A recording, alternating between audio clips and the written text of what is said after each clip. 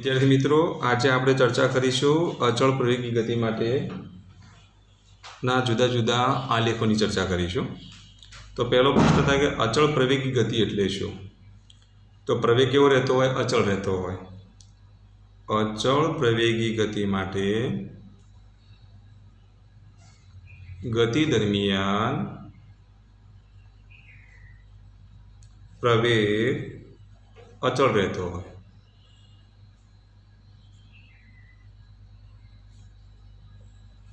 तो तेवी गति ने आपणे केवी गति कहीशुं? गति ने अचल प्रवेगी गति कहे छे।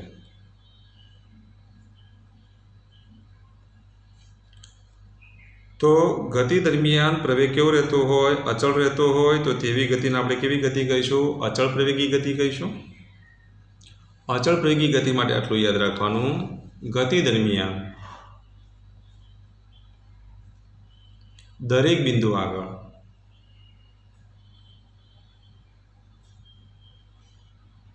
प्रवेग केवो होय? समान होय।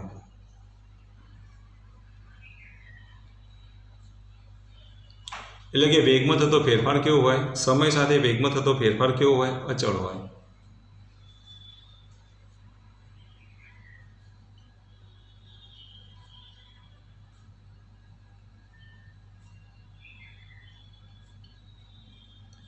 એટલે કે સરખા સમયમાં વેગમાં થતો ફેરફાર કેવો હોય? સરખો હોય। તો તેવી ગતિને આપણે કેવી ગતિ કહીશું? અચળ પ્રવેગી ગતિ કહીશું। કેવી ગતિ કહીશું? અચળ પ્રવેગી ગતિ। હવે અચળ વેગી ગતિ વિશે આપણે આગળની થિયરીમાં ભણી ચૂક્યા કે અચળ વેગી ગતિમાં કેવું હતું કે જેટલો સરેરાશ વેગ હોય એટલો શું હોય? બોલો, તત્કાલીન વેગ હોય। तो अहीं अचल प्रवेगी गति माटे पण तमारे याद राखवानुं, सरेराश वेग अने तत्कालीन वेगना मूल्यों केवा हशे? समान हशे। सरेराश वेग अने तत्कालीन वेगना मूल्यों समान छे।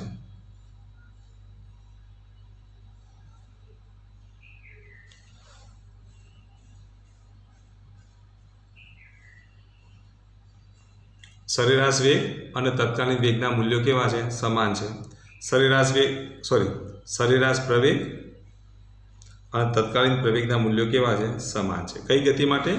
अचल प्रवेगी गति माटे सरेराश प्रवेग और तत्कालीन प्रवेगना मूल्यों केवा होय? समान होय। पहेलामां केवुं हतुं? अचल वेगी गति माटे सरेराश वेग और तत्कालीन वेगना मूल्यों समान हता। तो अहींया शब्द वापर्यो छे अचल प्रवेगी। तो अचल प्रवेगी गति माटे पण शुं थशे? बोलो, सरेराश प्रवेग और तत्कालीन प्रवेगना मूल्यों केवा होय? समान होय। એટલે સરેરાશ પ્રવેગને આપણે less than greater than a વડે દર્શાવીએ, તો તત્કાલીન પ્રવેગને આપણે એ વડે દર્શાવીશું। Less than greater than a બરાબર શું લખાય? Delta v upon delta t. તો ભાઈ તત્કાલીન પ્રવેગ માટે આપણે શું લખીએ છીએ? ડીવી બાય ડીટી। વેગનું સમયની સાપેક્ષમાં શું કરવું પડે? વિકલન કરવું પડે। ડેલ્ટા વી અપોન ડેલ્ટા ટીની જગ્યાએ તમે શું લખશો? બોલો, V2 minus V1 upon T2 minus T1 બરાબર શું લખાય? Dv by dt. તો આટલું ખાસ યાદ રાખવાનું, आ सूत्रों खास याद रखवाना। तो आ अचल प्रवेगी गति माटे तमे आवुं लखी शको। दाखला तरीके कोई कणनो प्रारंभिक वेग आवो आपी दीधो कि प्रारंभिक वेग केटलो होय? v होय, v0 होय। t समय वेग केटलो होय? तो t समये वेग केटलो आपेलो होय? v होय। तो प्रवेग केटलो थाय? बोलो, अचल प्रवेगी गति माटे प्रवेग केटलो थाय? बोलो, तो प्रवेग शोधो। तो जो प्रारंभिक वेग v1 बराबर शुं आपी दीधा छे? v0 आपी दीधा छे। अंतिम वेग v2 बराबर शुं आपी दीधा छे? v आपी दीधा छे। प्रारंभ एटले शरूआत एटले t1 बराबर केटला? 0।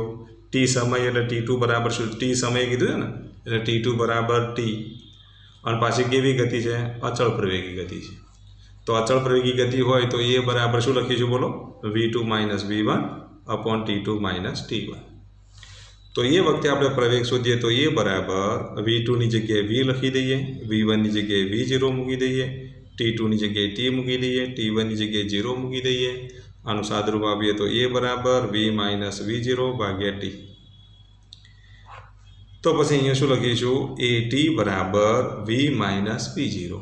आ V0 આપણે આ બાજુ લઈ જઈએ તો V બરાબર શું લખાય V0 માઇનસ હોય તો આ બાજુ જાય તો પ્લસ થાય ને અને આ બાજુ લઈ જાવ તો શું થઈ જશે પ્લસ તો V0 પ્લસ AT તો આવું સમીકરણ તમે ભણી ચૂક્યા છો તો અચળ પ્રવેગી ગતિ માટે જો તમારે પ્રવેગ શોધવો હોય તો આટલું યાદ રાખવાનું ધારો કે પ્રારંભિક વેગ આપી દીધો હોય t સમયનો વેગ આપી દીધો હોય તો પ્રવેગ શોધો તો v1 બરાબર આપણે v0 લઈશું v2 બરાબર v લઈ લઈએ t1 બરાબર શું લઈ લઈએ 0 લઈ લઈએ t2 બરાબર t લઈ લઈએ તો પ્રવેગનું સૂત્ર કયું આવશે a બરાબર v2 minus v1 upon t2 minus t1 v2 ની જગ્યાએ શું લખીશું v v1 ની જગ્યાએ શું લખી દઈએ v0 t2 ની જગ્યાએ શું લખીશું t t1 ની જગ્યાએ કેટલા 0 આનું સાદરૂપ આપીએ તો અહીંયા આપણને વીનું સૂત્ર કયું મળશે તો v બરાબર v0 પ્લસ AT મળે તો આમ અચળ પ્રવેગી ગતિ માટે સરેરાશ પ્રવેગ અને તત્કાલીન પ્રવેગના મૂલ્યો કેવા હોય સમાન હોય આટલું યાદ રાખવાનું હવે અચળ પ્રવેગી ગતિ માટે આટલું યાદ રાખવાનું અચળ પ્રવેગી જ્યારે પદાર્થ અચળ પ્રવેગી ગતિ કરતો હોય પદાર્થ અચળ પ્રવેગી ગતિ કરતો હોય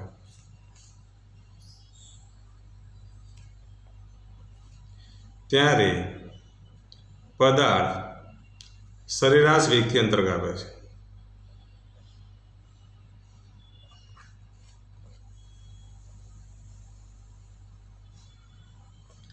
તો પદાર્થ જ્યારે અચળ પ્રવેગી ગતિ કરતો હોય ત્યારે આટલું યાદ રાખવાનું પદાર્થ કેવા વેગથી અંતર કાપે છે સરેરાશ વેગથી અંતર કાપે છે જેટલું પણ અંતર કાપે એ કયા વેગથી કાપે સરેરાશ વેગથી કાપે અને સરેરાશ વેગ એટલે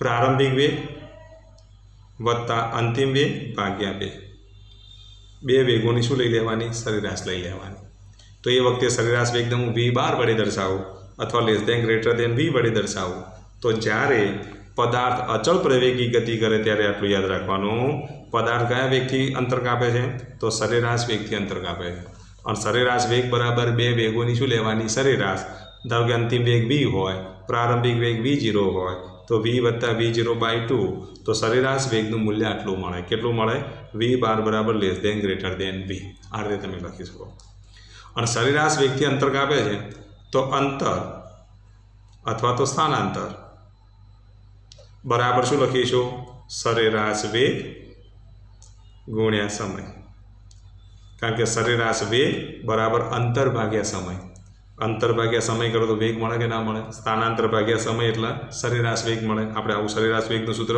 ભણી ચૂક્યા છીએ આગળની થિયરીમાં કારણ કે આપણે લખતા હતા ને આવું કે સરેરાશ વેગ બરાબર શું લખાય બોલો સ્થાનાંતર ભાગ્યા સમય તો ભાઈ સ્થાનાંતરને હું કરતા બનાવતા સમય આ બાદ જાય તો ગુણાકાર થાય કે નહીં એટલે આપણે આ સૂત્ર લખ્યું છે તો હવે આપણે આ સૂત્રની ચર્ચા કરીએ છીએ તો સ્થાનાંતરને હું ધારો કે એક્સ અક્ષ ઉપર જો ગતિ કરતો હોય ને તો સ્થાનાંતરને હું એક્સ વડે દર્શાવી દઉં સરેરાશ વેગના આપણે v12 વડે દર્શાવો અથવા less than greater than v વડે દર્શાવો અથવા v12 વડે દર્શાવો સમયને હું t વડે દર્શાવું તો પદાર્થ કેવા વેગથી અંતર કાપે તો એ વખતે સરેરાશ વેગથી અંતર કાપે અથવા તો પદાર્થનું અંતર x બરાબર સરેરાશ વેગનું સૂત્ર લખી દઈએ v plus v0 by 2 into t જ્યાં v એ અંતિમ વેગ v0 એ પ્રારંભિક વેગ v એ ટી સમયનો વેગ v0 A T equal to 0 સમયનો વેગ અને ભાગ્યા 2 સરેરાશ વેગ એટલે અહીંયા આપણે બે વેગોની શું લઈશું સરેરાશ લઈશું અહીંયા કેટલા v12 બરાબર લેસ ધેન ગ્રેટર ધેન કેટલા લખીશું v લખીશું તો આ રીતે આપણને અંતર x મળે શું મળે અંતર x તો આટલું યાદ રાખો અચળ પ્રવેગી ગતિ માટે પદાર્થ કયા વેગથી અંતર કાપે તો સરેરાશ વેગથી અંતર કાપે તો આટલું તમારે યાદ રાખવાનું અગત્યના મુદ્દાઓ છે કયા કયા મુદ્દાઓ તો હું બોલી જાઉં છું ચલો પહેલો મુદ્દો કયો તો અચળ પ્રવેગી ગતિ માટે તત્કાલીન પ્રવેગ અને સરેરાશ પ્રવેગના મૂલ્યો કેવા હોય સમાન હોય ચલો આ મુદ્દો યાદ રહેશે બીજું અચળ પ્રવેગી ગતિ કોને કહેવાય તો દરેક બિંદુ આગળ પ્રવેગનું મૂલ્ય કેવું હશે સમાન હશે તો તેને શું કહેવાય અચળ પ્રવેગી કહેવાય વેગમાં થતો ફેરફાર નિયમિતપણે શું થતો હોય કાં તો વેગ વધતો હોય કાં તો નિયમિતપણે વેગ શું થતો હોય ઘટતો હોય શું યાદ રાખવાનું નિયમિતપણે વેગ વધતો હોય અથવા નિયમિતપણે વેગ ઘટતો હોય આટલું યાદ રાખજો જો નિયમિતપણે વેગ વધે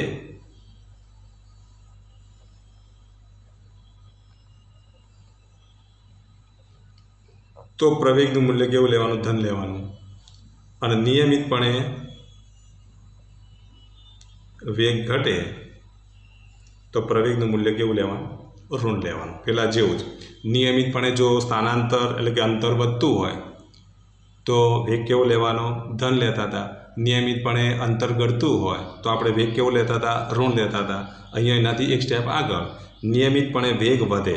શું વધે? વેગ વધે તો પ્રવેગ ધન, અને નિયમિતપણે વેગ ઘટે તો પ્રવેગ કેવો લેવાનો? ઋણ લેવાનો. ચલો ખ્યાલ આવી ગયો. તો એક તો આ મુદ્દો યાદ રાખવાનો. ત્યાર પછી શું યાદ રાખશો તમે? અચળ પ્રવેગી ગતિ માટે પદાર્થ કયા વેગથી અંતર કાપે? તો સરેરાશ વેગથી અંતર કાપે. અને સરેરાશ વેગ એટલે એ વખતે આપણે શું લખીશું? બોલો, બે વેગોની સરેરાશ. એટલે પ્રારંભિક વેગ v0 હોય, અંતિમ વેગ v હોય તો v વત્તા v0/2 એને આપણે v12 વડે દર્શાવીશું અથવા less than greater than v વડે દર્શાવીશું. પછી આપણે શરૂઆતમાં જ ભણી ચૂક્યા કે સરેરાશ વેગ બરાબર સ્થાનાંતર ભાગ્યા સમય. તો પછી સ્થાનાંતર બરાબર શું લખીશું? સરેરાશ વેગ ગુણ્યા સમય. એટલે સરેરાશ વેગની જગ્યાએ આપણે v12 લખી દઈએ, સમયને t વડે દર્શાવીએ, સ્થાનાંતરને x વડે દર્શાવીએ તો x બરાબર v12 × t લખાય. v12ની જગ્યાએ v + v0/2 × t લખાય. તો આ બધી અચળ પ્રવેગી ગતિ માટેના સમીકરણો છે, યાદ રાખજો. શેના માટેના સમીકરણો છે? અચળ પ્રવેગી ગતિ. જો એવો શબ્દ આપેલો હોય તો જ આવા સૂત્રો તમે વાપરી શકો. અચળ વેગી ગતિ એવો શબ્દ વાપરેલો હોય તો આ સૂત્રો વાપરવાના નથી, યાદ રાખજો. શું યાદ રાખશો? બોલો, અચળ પ્રવેગી ગતિ એવો શબ્દ વાપરેલો હોય તો જ આ સૂત્રો વાપરવા, બાકી આ સૂત્રોનો ઉપયોગ થાય નહીં. અચળ વેગી માટે અચળ વેગીના સમીકરણનો ઉપયોગ કરવાનો. ચલો ખ્યાલ આવી ગયો. તો આ ભૂલ થવી જોઈએ નહીં. હવે અહીંયા ધ્યાન આપો. ચલો આટલું આપણને ખબર પડી ગઈ. તો હવે આપણે આના આલેખો દોરીએ. તો અચળ પ્રવેગી ગતિ માટે v વિરુદ્ધ t નો આલેખ.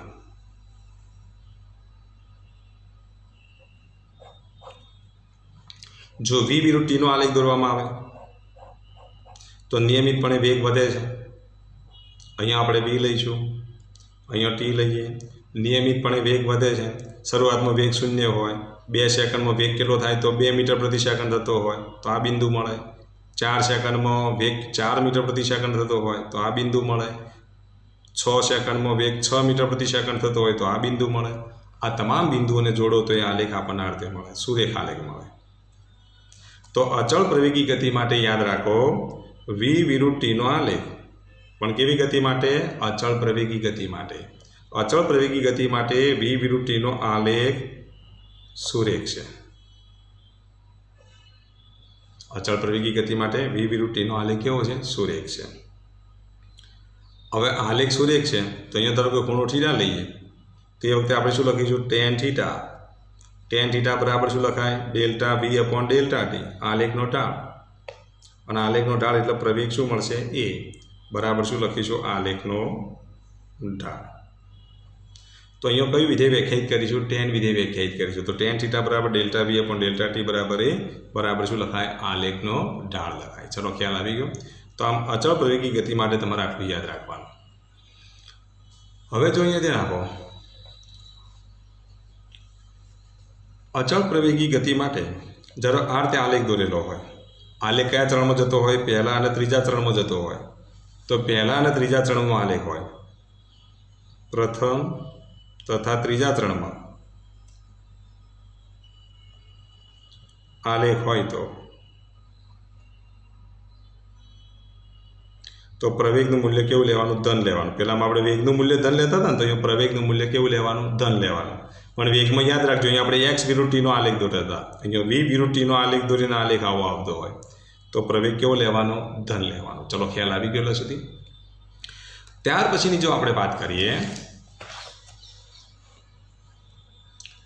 જો આલેખ આ રીતે દોરવામાં આવે, v વિરુદ્ધ t નો જ આલેખ દોરું છું અને v વિરુદ્ધ t નો આલેખ આ રીતે દોરવામાં આવે. આલેખ કયા ચરણમાં હોય? બોલો. તો આલેખ બોલો કયા ચરણમાં છે? બીજા અથવા ચોથા ચરણમાં હોય. એટલે અથવા બીજા તથા ચોથા ચરણમાં લખીએ આપણે. ચોથા ચરણમાં હોય તો શું લખાય? બોલો. તો એ વખતે પ્રવેગનું મૂલ્ય કેવું મળે? તો ઋણ મળે. એટલે બીજા ચરણમાં આલેખ દોરેલો હોય, આમ બીજા ચરણમાં જતો હોય અથવા તો ચોથા ચરણમાં જતો. આમ લંબાવ એટલે ખબર પડી જાય, બીજામાં જાય તો આમ બીજામાં જતો હોય અથવા તો ચોથામાં જતો હોય. તો એ વખતે આપણે શું લખીશું? a <0. શું લખીશું? a <0. તો એ વખતે આલેખનો ઢાળ ઋણ મળે અને આલેખનો ઢાળ ઋણ મળે એટલે પ્રવેગનું મૂલ્ય પણ કેવું હોય? ઋણ હોય. તો આ પ્રકારનો જો આલેખ હોય તો v વિરુદ્ધ t માટે આટલું યાદ રાખવાનું.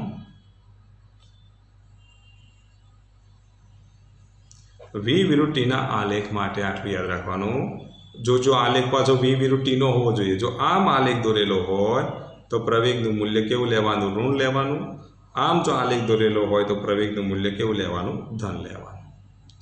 પરંતુ જો આમ સુરેખ આલેખ દોરેલો હોય તો પછી પ્રવેગનું મૂલ્ય કેટલું લેવાનું? શૂન્ય લેવાનું. ચલો ખ્યાલ આવી ગયો. આમ જો આલેખ હોય તો પ્રવેગનું મૂલ્ય ઋણ લેવાનું. આમ જો આલેખ દોરેલો હોય તો પ્રવેગનું મૂલ્ય ધન લેવાનું. અને જો આ રીતે આલેખ દોરેલો હોય તો પ્રવેગનું મૂલ્ય કેટલું લેવાનું? શૂન્ય લેવાનું. કેટલું લેવાનું? શૂન્ય લેવાનું. તો આ ભૂલ ન થવી જોઈએ, આટલું યાદ રાખવાનું. ચલો ખબર પડી એટલા સુધી. તો લાસ્ટ ટાઈમ આપણે પ્રેક્ટિસ કરી હતી એવી તમે જાતે પ્રેક્ટિસ ના કરી શકો. જો અહીંયા v વિરુદ્ધ t છે, આલેખ v વિરુદ્ધ t નો હોવો જોઈએ.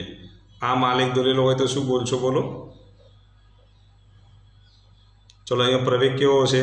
ધન હશે. આમ આલેખ છે એટલે અહીંયા આમ સુરેખ છે તો પ્રવેગનું મૂલ્ય કેટલું? શૂન્ય. પણ આ જોજો v વિરુદ્ધ t હોવું જોઈએ. ગઈકાલની થિયરી ફરી હોય તો વિડીયો જોજો. અહીંયા આપણે x વિરુદ્ધ t લેતા હતા અચળ વેગી માટે. અહીંયા v વિરુદ્ધ t છે એટલે કન્ફ્યુઝન ભેગું ન થાય. એટલે તમારે એક વખત જુદું પાડવાનો પ્રયત્ન કરવાનો. જો એક વખત ના ખબર પડે તો વારંવાર આ વિડીયોનું તમારે રિવિઝન કરી દેવાનું. પણ આવડવું જરૂરી છે. ચલો ખ્યાલ આવી ગયો. આમ જો આલેખ દોર્યો તો અહીંયા a <0, આમ જો હોય તો a < 0, આમ હોય તો a બરાબર 0, આમ હોય તો શું આવશે? બોલો. a < 0. તો આમ અચળ પ્રવેગી ગતિ માટે v વિરુદ્ધ t નો જો આલેખ દોરીએ તો આલેખ આપણને આ રીતે મળે. ચલો ખ્યાલ આવી ગયો. હવે જો અચળ પ્રવેગી ગતિ માટે આપણે a વિરુદ્ધ t નો આલેખ દોરીએ એટલે પ્રવેગ કેવો રાખવાનો? અચળ રાખવાનો. એટલે પ્રવેગ અચળ છે એટલે પ્રવેગનું મૂલ્ય બદલાવવું જોઈએ નહીં. ભલે સમય વધતો હોય. સમય ધારો કે 0 ના 2 થાય, 2 ના 3 થાય, 4 થાય, 5 થાય, પણ પ્રવેગનું મૂલ્ય કેટલું રહે? એનું એ જ રહે. ધારો કે આપણે ગુરુત્વ પ્રવેગનું મૂલ્ય લઈએ તો 9.8 મીટર પ્રતિ સેકન્ડ સ્ક્વેર અચળ પ્રવેગ કહેવાય કે નહીં? પૃથ્વીનો ગુરુત્વ પ્રવેગ. તો ભલે સમય બદલાતો હોય પરંતુ ગુરુત્વ પ્રવેગનું મૂલ્ય બદલાતું નથી. તો પછી એનો આલેખ દોરીએ. ધારો કે પૃથ્વીના ગુરુત્વાકર્ષણ ક્ષેત્રમાં કોઈ પદાર્થને તમે ફેંકો તો એના પ્રવેગનું મૂલ્ય બદલાતું નથી. આમ જો અધો દિશામાં પડતો હોય તો એના પ્રવેગનું મૂલ્ય બદલાતું નથી.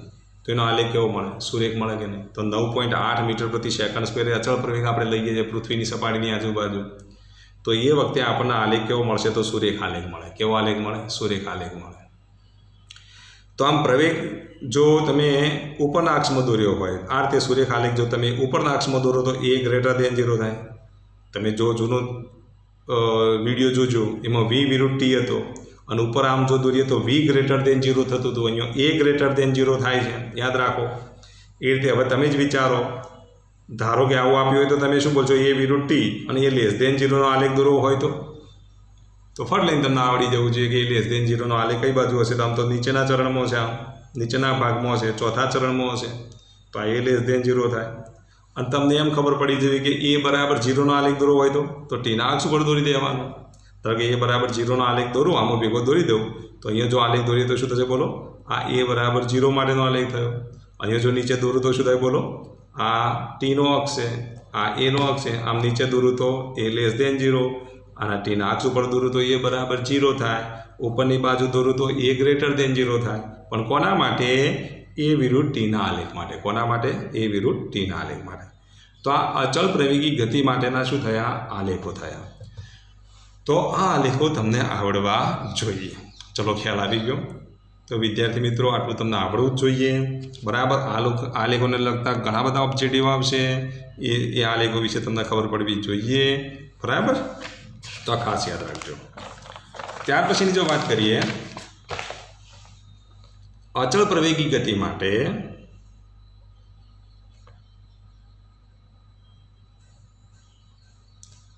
x વિરુદ્ધ t નો આલેખ.